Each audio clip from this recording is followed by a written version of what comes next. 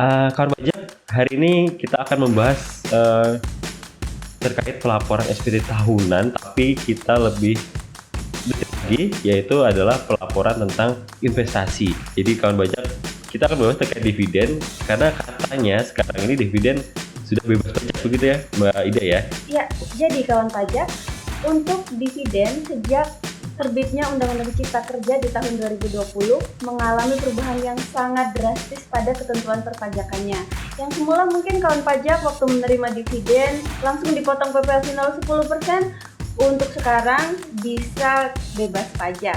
Tapi ada beberapa syarat kawan pajak. Ya Mbak Ida, ini cukup signifikan ya perubahannya ya. Iya. Dari yang badan tadinya harus ada penyertaan 25% di badan lain gitu ya. Betul. Dan untuk yang investor orang pribadi ini serta-merta langsung 0% begitu Iya, ya. betul sekali. Selama diinvestasikan kembali. Kawan pajak yang sudah memiliki banyak investasi, mempunyai dividen baik dari dalam negeri maupun luar negeri, ini ada 3 poin krusial yang harus diperhatikan dalam melakukan investasi. Yang pertama adalah jangka waktu investasinya. Yang kedua adalah batas waktu penempatannya.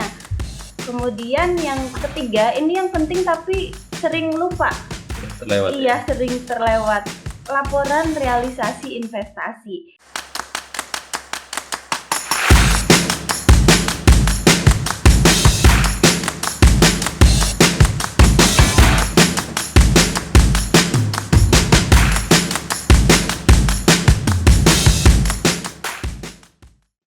Selamat pagi kawan pajak, selamat datang kembali di podcast Kata Gue. Podcastnya Kanwil di JB Banten. Bersama saya Radityo Utomo, penyuluh di Kanwil di JB Banten. Seperti biasa, saya tidak sendirian. Kali ini kita sudah kedatangan tamu yang spesial dari KPP Pratama Tangerang Barat, yaitu Mbak Ida. Mbak Ida, selamat pagi. Bagaimana kabarnya? Selamat pagi Mas Radityo, alhamdulillah baik. Bagaimana perjalanan dari Tangerang ke Serang? Iya, lancar sekali. Alhamdulillah Serang. hari ini nggak macet, jadi bisa sampai di Kanwil dengan tepat waktu. Selamat datang di Kanwil, selamat datang di podcast Kata Gue. Kawan pajak, hari ini kita akan membahas terkait pelaporan SPT tahunan, tapi kita lebih detail lagi, yaitu adalah pelaporan tentang investasi. Jadi kalau kita tahu nih Mbak, di zaman sekarang ini kan mulai dari milenial gitu ya, Gen Z udah mulai kenal saham, udah Betul. mulai melakukan investasi di saham, Betul dan sekali. sebagian besar juga mendapatkan dividen dari situ. Iya, betul sekali. Jadi kawan pajak, kita akan bahas terkait dividen, karena katanya sekarang ini dividen sudah bebas pajak begitu ya Mbak Ida ya. Iya. Dulu dipotong secara final langsung oleh platform atau oleh sekuritas begitu 10%. Kalau sekarang tidak ada lagi pemotongan, tapi apakah bebas serta-merta seperti itu? Nanti kita bahas ya Mbak ya. Iya, nanti Oke, kita kawan bahas pajak, sama-sama. seperti itu. Boleh ceritakan sedikit Mbak terkait dividen bebas pajak ini? Iya, jadi kawan pajak, untuk dividen sejak terbitnya Undang-Undang Cipta Kerja di tahun 2020 mengalami perubahan yang sangat drastis pada ketentuan perpajakannya. Yang semula mungkin kawan pajak waktu menerima dividen langsung dipotong PPh final 10%, untuk sekarang bisa gratis 0% alias bebas pajak. Tapi ada beberapa syarat kawan pajak. Jadi untuk wajib pajak orang pribadi, syaratnya dividen yang diterima itu harus diinvestasikan kembali ke instrumen investasi di NKRI. Untuk jangka waktu investasinya minimal 3 tahun dan juga ada syarat untuk melakukan pelaporan realisasi dividen. Oke, jadi itu ya kawan pajak ya. Untuk dividen yang kawan pajak terima harus diinvestasikan kembali di NKRI. Iya, gitu betul ya. sekali. Dan ada minimalnya 3 tahun. Oke, kalau kita ngomongin perpajakan, pasti ada ketentuan hukumnya Mbak, ada aturan yang mendasari. Boleh disebutkan nggak aturan yang mendasari bebas pajak ini tadi? Iya, tentu saja. Jadi kalau tentang perpajakan, betul sekali kata Mas Radityo ini, jadi harus ada landasan hukum yang menjadi dasarnya. Untuk dasarnya, itu yang pertama diatur di kasta tertingginya kita, di undang-undang, yaitu di Undang-Undang Nomor 11 Tahun 2020, Undang-Undang Cipta Kerja. Kemudian diturunkan lagi ke PP, Peraturan Pemerintah 55 Tahun 2022, dan secara teknis diatur di PMK 18 Tahun 2021. Oke, jadi ada kalau kita melihat dari kasta tertinggi di peraturan undang-undang di Undang-Undang Cipta Kerja, kemudian kalau kawan pajak mau peraturan teknisnya itu dari di PMK 18 tahun 2021. Kalau kawan pajak penasaran nih gimana tata caranya, gimana aturannya di teknisnya, bisa kawan pajak baca ya di PMK 18 tahun 2021. Nah, kalau kita ngomongin aturan, ada nggak bedanya aturan yang lama dan aturan yang sekarang ini, Pak? Iya, pasti ada. Apalagi dulu kan untuk dividen yang diterima oleh wajib pajak orang pribadi langsung kena final 10%, dipotong oleh yang memberikan dividen tadi. Kalau sekarang itu bisa bebas pajak dengan syarat yang sudah saya sebutkan sebelumnya tadi, yaitu diinvestasikan kembali ke wilayah NKRI. Dan juga untuk wajib pajak badan. Kalau dulu wajib pajak badan itu minimal harus punya penyertaan saham sebanyak 25% baru bisa bebas pajak. Tapi sekarang untuk wajib pajak badan yang memiliki investasi di dalam negeri, dapat dividen dari dalam negeri, langsung bebas pajak tanpa syarat. Tapi kalau untuk orang pribadi tetap ada beberapa syarat yang harus dipenuhi, yaitu diinvestasikan kembali di dalam wilayah NKRI. Dan memang untuk dividen ini ada beberapa jenis yang dikecualikan dari objek pajak. Yang pertama untuk dividen yang diperoleh dari dalam negeri, untuk wajib pajak orang pribadi, ini dengan cara diinvestasikan di wilayah NKRI dalam jangka waktu minimal 3 tahun. Kemudian untuk wajib pajak badan dikecualikan tanpa syarat. Kemudian untuk dividen yang diperoleh dari luar negeri dan di sana di luar negerinya dari bursa, itu dikecualikan sebesar yang diinvestasikan di Indonesia. Kemudian untuk yang diperoleh dari non bursa juga bisa dikecualikan dengan cara diinvestasikan di wilayah NKRI minimal sebesar 30% dari laba setelah pajak atas perusahaan di luar negerinya sana. Oke, Mbak Ida, ini cukup signifikan ya perubahannya ya. Iya. Dari yang badan tadinya harus ada penyertaan 25% di badan lain gitu ya. Betul. Dan untuk yang investor orang pribadi, ini serta-merta langsung 0% begitu Iya, ya. betul sekali. Selama diinvestasikan kembali. Jadi ada syarat-syarat yang harus investasi kembali dan 3 tahun. Nah, ini untuk instrumen investasinya apakah diatur juga di PMK 18 atau bagaimana nih? Iya, betul sekali. Jadi untuk instrumen investasinya juga tidak bisa sembarangan. Tapi kawan pajak nggak perlu khawatir karena sangat beragam. Jadi terdiri dari berbagai pilihan yang bisa dipilih oleh kawan pajak semua. Mulai dari instrumen keuangan sampai dengan investasi di sektor real itu juga ada. Kalau untuk kawan pajak yang tertarik untuk investasi di sektor keuangan, misalnya bisa membeli reksadana, kemudian beli saham, kemudian beli SBN, sukuk, ori, dan lain-lain. Atau kawan pajak yang sekarang kan lagi ini ya, kawan pajak emas batangan lagi ngehits, harganya juga sedang tinggi dan terus menerus naik. Itu mungkin kawan pajak yang tertarik untuk investasi emas juga bisa diatur juga di PMK 18 2021 untuk emas batangan dengan kemurnian 99,99% itu juga menjadi instrumen investasi. Kemudian bisa juga untuk didepositokan atau ditabungan pada bank persepsi. Itu juga boleh. Untuk kawan pajak yang mau simple, sudah cukup dengan mendepositokan atau menabung, itu sudah menjadi salah satu jenis investasi. Ada juga mungkin kawan pajak yang inginnya, wah setelah saya dapat dividen, saya mau ini nih wujudkan dalam properti. Bisa juga investasi di sektor real seperti properti dalam bentuk tanah dan bangunan. Itu ya kawan pajak, jadi banyak sekali pilihannya, beragam dan bisa dipilih yang paling cocok dengan pola investasi dari kawan pajak semua. Cukup beragam dan tidak mengikat ya. Ada Iya, investasi betul sektor real, ada deposito, reksadana, begitu. Emas batangan juga ada ya diatur di PMK 18. Itu ya kawan pajak ya. Jadi tidak perlu bingung-bingung nih mau investasikan kemana, apakah harus ke instrumen keuangan lagi atau yang ribet-ribet seperti saham lagi atau bagaimana.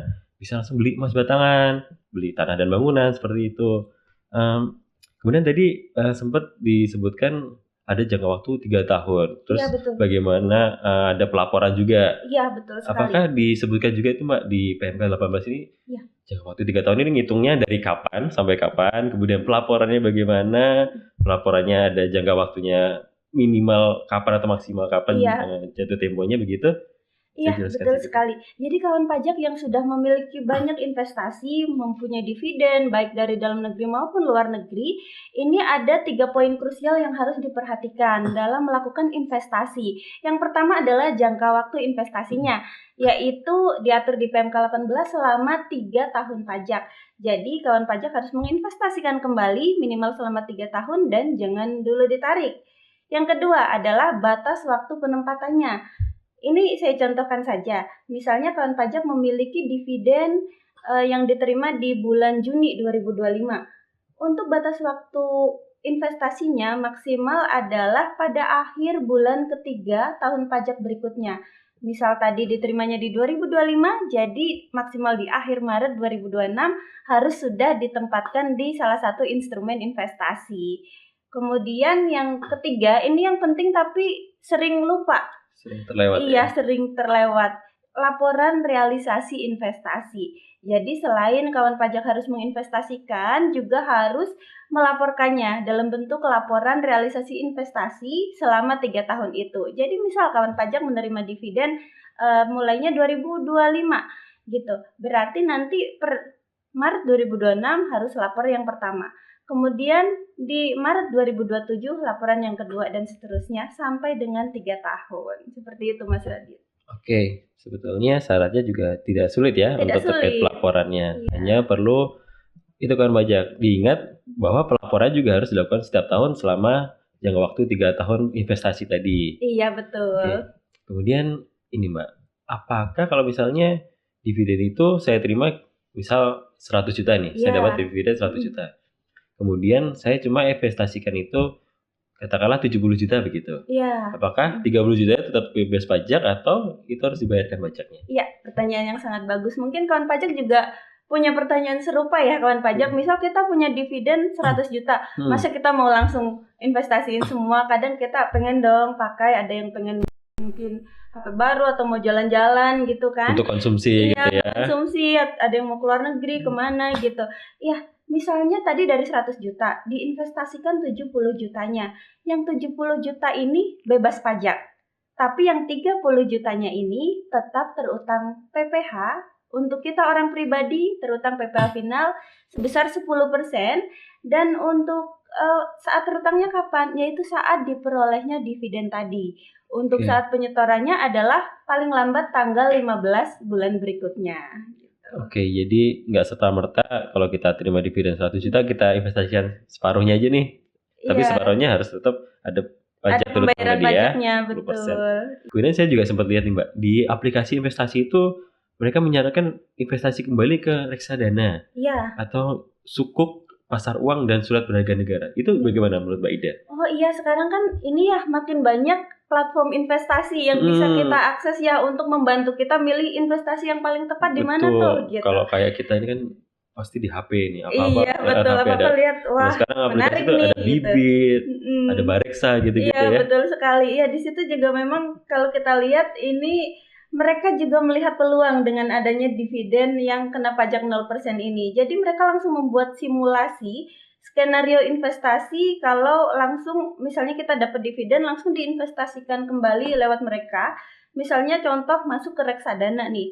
Kita nggak perlu dipotong dividen dulu 10%, langsung utuh masuk ke reksadana, kita nanti dapat imbal hasil dan itu memang terlihat jauh lebih menguntungkan. Ya memang benar, memang lebih menguntungkan daripada kita ambil dulu nih, langsung ambil semua hasil dividen yang kita dapat, kita kan nanti lebih tergoda untuk menggunakan untuk hal lain. Ujung-ujungnya kita tidak jadi investasi. Jadinya kan ini kurang terbantu dari adanya platform-platform tadi untuk mengamankan dividen yang kita dapat gitu. Jadi apalagi sekarang kita kan ada SBN ya Mas Raditya. Di Indonesia ini punya SBN, kemudian punya sukuk di mana kuponnya dijamin oleh negara. Itu sudah sangat menguntungkan, sudahlah dividennya tidak dipotong pajak. Ketika kita masukkan lagi ke SBN dan sukuk juga kuponnya dijamin oleh negara, jadi tidak perlu khawatir akan kerugiannya. Oke, jadi benar-benar aman gitu Mbak Ida ya, betul, karena ini dijamin oleh negara. Jadi ada instrumen investasi surat berharga negara Mbak Ida ya. Iya. SBN, Sukuk, seperti itu. Jadi kawan pajak tidak perlu ragu lagi nih. Daripada takut-takut misalnya kalau saya investasikan reksadana, nanti ada kemungkinan mereka pailit gitu atau rugi ya Mbak Iya, ya. betul. Kalau oleh SBN ini kuponnya sudah tetap ya Mbak ya? Sudah tetap Selama dan beberapa terjamin. tahun gitu Iya, terjamin. betul. Oke, ini juga sekalian membantu keuangan negara, penerimaan negara begitu ya. Betul sekali. Nah, Mbak Ida, kalau tadi kan sepertinya gampang ya, kita investasi terus laporan. Ada nggak kira-kira contoh berhasilnya gimana nih? Dan contoh gagalnya gimana kira-kira dari di lapangan? Mungkin Mbak Ida ada pengalaman seperti itu? Betul sekali Mas Raditya. Jadi memang seperti itu ya kawan pajak. Di lapangan ternyata ada wajib pajak yang memang berhasil mendapatkan pembebasan dividen tadi dari pajak. Ada juga yang di akhir-akhir harus membayar kembali pajaknya. Sebagai contoh yang berhasil nih, misalnya ada wajib pajak yang bernama Pak Wid. Ini memiliki investasi berupa saham. Di tahun 2025 menerima dividen sebesar 20 juta. Pak Wid memutuskan untuk memasukkan 15 jutanya tadi ke salah satu instrumen investasi yang diatur di PMK 18, contohnya di reksadana misalnya. Nah, Pak Wid juga membuat laporan realisasi investasi tadi sebelum akhir Maret tahun berikutnya, dan itu dilakukan selama 3 tahun. Nah, atas 15 juta tadi Pak Wid berhasil untuk mendapatkan pembebasan dividen dari PPH. Kemudian sisanya tadi 5 jutanya bagaimana? 5 jutanya tadi karena memang tidak diinvestasikan, Pak Wid tetap harus melakukan pembayaran PPH final sebesar 10%. Nah, ini contoh yang berhasil sebagian. Kemudian contoh kedua, misalnya ada perusahaan nih, ada perusahaan PT ABC memiliki investasi di luar negeri. Kemudian mendapatkan dividen, dan dividen itu kebetulan di luar negerinya bukan di bursa. Jadi kan ada batas minimal 30% dari laba setelah pajak yang diterima oleh perusahaan di luar negeri tersebut. Nah, karena setelah dihitung memang setara dengan 30% dari laba setelah pajak dari perusahaan luar negeri tadi, dan semuanya diinvestasikan kembali oleh PT ABC, maka dividen tadi semuanya bebas dari pajak. Oke. Itu adalah contoh yang berhasil. Contoh yang berhasil tadi ya. Betul. Itu kan wajahnya jadi cukup jelas ya penjelasan dari Mbak Ida tadi ya. Itu tadi kalau yang berhasil seluruhnya dan berhasil sebagian. Betul. Oke. Kalau misalnya gagal sama sekali nih. Gagal sama sekali ada juga. Ya, jadi untuk kasus yang gagal keseluruhan ini ya Mas Raditya ya. Ya, jadi ini kebanyakan justru disebabkan karena kelalaian administratif saja. Kemudian juga ada yang karena tidak memenuhi threshold yang telah ditentukan.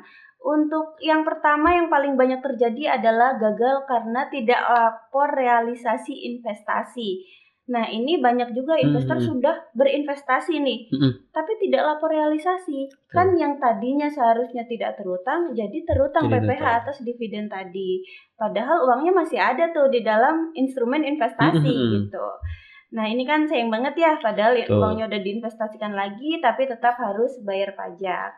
Kemudian yang kedua adalah gagal karena kurang investasi. Kalau gagal karena kurang investasi ini sih gagal sebagian ya. Misalnya tadi untuk PT ABC, kan tadi dari 30% laba setelah pajaknya diinvestasikan semua. Kalau PT ABC tadi hanya menginvestasikan sebagian, misalnya 20%-nya aja nih yang diinvestasikan.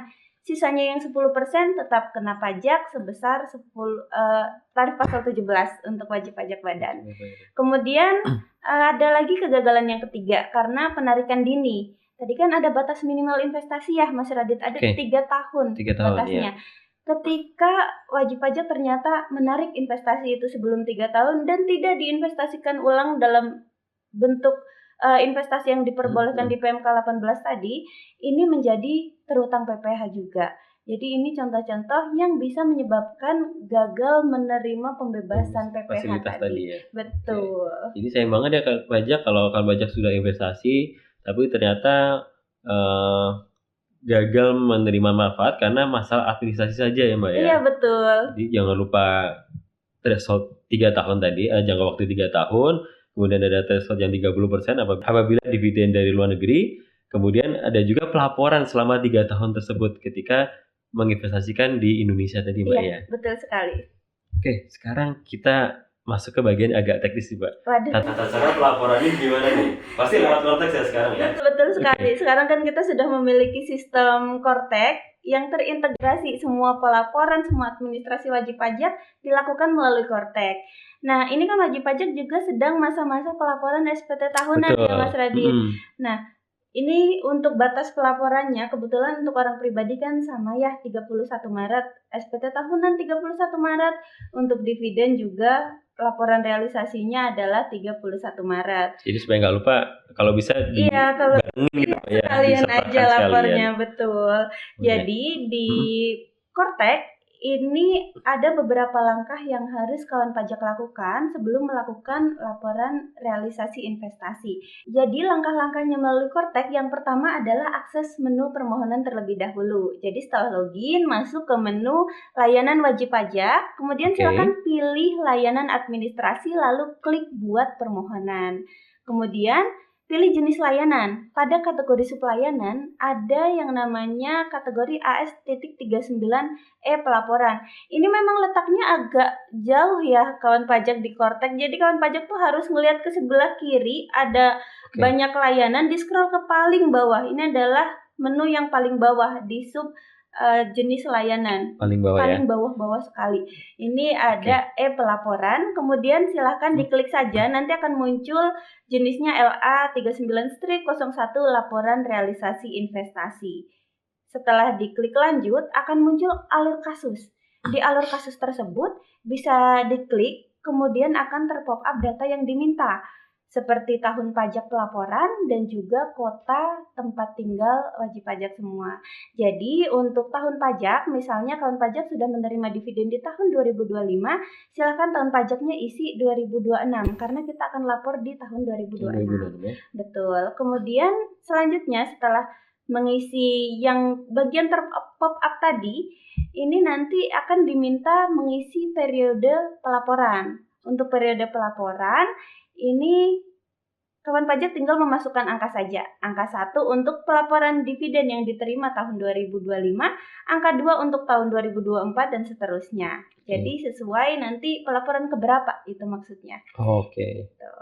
Kemudian untuk laporan realisasi dividen ini akan ada 2 tabel yang harus diisi. Yang pertama detail laporan dividen dan yang kedua adalah detail laporan investasi. Untuk mengisinya di atas tabel tadi ada klik tambah data. Ada tulisan tambah data ini yang bisa kawan pajak lihat, nanti bisa diklik, kemudian pilih jenis penghasilan. Ini di bagian detail laporan dividen, yang pertama adalah pilih income type. Misalnya yang pertama dividen domestik, silahkan kawan pajak masukkan perusahaan pemberi dividen, kemudian tanggal diterima, jumlah dividen yang diterima berapa, dan jumlah yang diinvestasikan itu ada berapa. Kemudian untuk laporan yang kedua yaitu laporan investasi di tabel berikutnya. Ini bisa klik tambah data. Jadi pada bagian laporan investasi masukkan tanggal investasi, kemudian pilih bentuk investasi misalnya saham atau reksadana, kemudian masukkan mata uang dan juga nilai investasinya.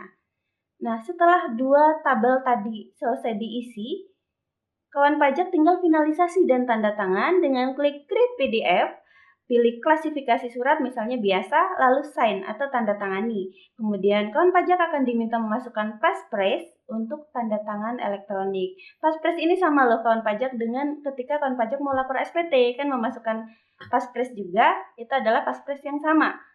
Kemudian setelah itu bisa diklik submit setelah status tanda tangan berubah menjadi angka 1. Karena waktu kawan pajak memasukkan passphrase kan awalnya tadinya tulisannya 0. Ketika sudah berhasil akan berubah menjadi angka 1 dan itu bisa disubmit. Setelah disubmit, status alur kasus tadi akan berubah menjadi kasus ditutup. Gitu. Kemudian nanti untuk bukti penerimaan elektroniknya, kawan pajak bisa akses di menu portal saya, kemudian klik dokumen saya. Jadi itu ya kawan pajak ya, step by stepnya mungkin terlihat membingungkan, tapi kawan pajak bisa melihat visual yang ada di layar dan juga mencoba sendiri kawan pajak. Pastikan juga sudah muncul kasus ditutup ya Mbak ya? Betul sekali. Ada tulisan kasus ditutup, berarti untuk tahun itu sudah aman pelaporannya? Iya, sudah aman, sudah selesai. Oke. Beda, jadi kita coba review kembali ya. Iya. Kuncinya untuk kawan pajak investasi dan mendapatkan fasilitas pembebasan PPh final 10% dari dividen ini Iya. adalah investasi minimal 3 tahun begitu ya. Betul. Yang pertama, kembali lagi kita tekankan ya kawan pajak ya. Yang pertama adalah investasi minimal 3 tahun dan yang pastikan investasinya di Indonesia ya Mbak India. Iya, betul. Kemudian untuk dividen dari luar negeri penuhi threshold tadi yang adalah 30% dari laba setelah pajak. Setelah pajak, betul. Oke. Dan pastikan sudah melaporkan investasi kawan pajak di Cortex tiap maksimal 31 Maret gitu ya. Iya, betul sekali. Ya, betul. Kawan pajak dengan investasi yang cerdas, selain kawan pajak menerima keuntungan yang lebih dari hasil investasi, pajak pun akan menjadi tuntas kawan pajak dengan tertib melakukan pelaporan. Terima kasih banyak Mbak Indah atas penjelasannya, sudah jelas dan lengkap sekali ya, mulai dari tata cara, ketentuan, dan bagaimana cara melaporkan di Cortex ya Mbak Indah. Mungkin ada kata-kata penutup untuk kawan pajak yang mendengarkan podcast ini? Iya. Terima kasih kawan pajak karena sudah mengikuti podcast kita dari awal. Supaya lebih bermanfaat, saya akan menyimpulkan dari semua yang telah saya sampaikan. Saya ringkas jadi 3 hal penting ya kawan pajak. Untuk kawan pajak yang telah menerima dividen, ada 3 hal yang harus dilakukan segera. Yang pertama adalah segera lakukan reinvestasi supaya dana dividen tadi bisa mendapatkan pembebasan PPh. Pastikan memilih instrumen investasi yang sah sesuai yang diatur di PMK 18 tahun 2021 dan paling lambat akhir bulan ketiga atau bulan Maret di tahun pajak berikutnya.